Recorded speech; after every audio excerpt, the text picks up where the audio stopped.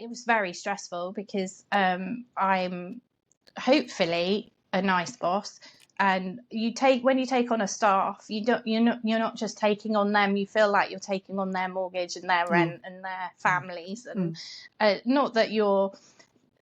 Some people would say, "Oh, that isn't part of your consideration," but it was part of mine, and there was a stress of that. To bring in that amount of work was full on, and so we scaled back a bit. I had I had 2 graduates on a graduate scheme, and I didn't continue the graduate scheme with a job. So that's how I kind of lost 2, if that makes sense. Yeah. And then I just sort of mentally made the decision to scale back and let it happen naturally.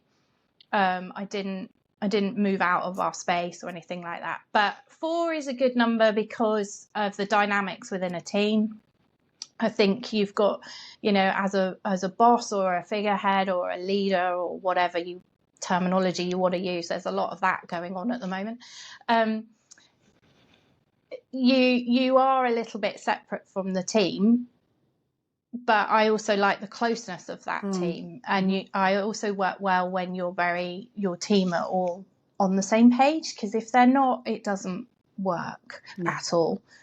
And then I suppose with COVID and everyone working from home, it was very obvious that I didn't really need the space as much. Everyone's much happier working from home, actually.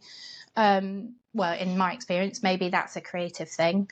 I think you get better work when people are in a happier headspace.